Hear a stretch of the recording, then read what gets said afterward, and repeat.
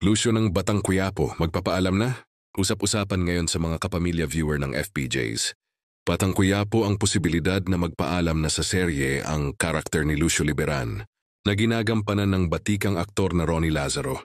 Matagal nang naging bahagi si Lucio ng mga intense na eksena sa Batang Quiapo bilang isa sa mga kilalang kontrabida sa mundo ni Tanggol.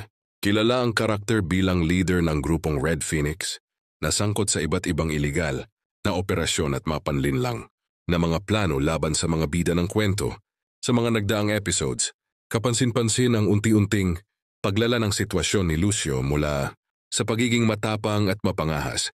Tila papunta na ito sa kanyang breaking point. Marami ang nakapansin na mas tumitindi ang mga eksenang nagpapakita ng paghihiganti at paghabol sa kanya ng mga kalaban.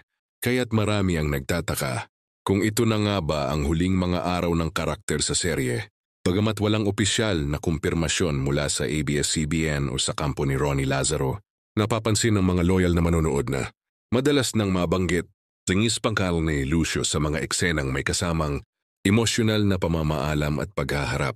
Dahil dito marami ang nag-aabang kung tuluyan na nga ba siyang mawawala o kung may panibagong twist na muling magpapayanig sa Batang Quiapo. Si Ronnie Lazaro, nakilala sa kanyang husay sa pagganap ng mga malalalim at misteryosong karakter, ay umani ng papuri sa pagiging epektibong kontrabida bilang si Lucio.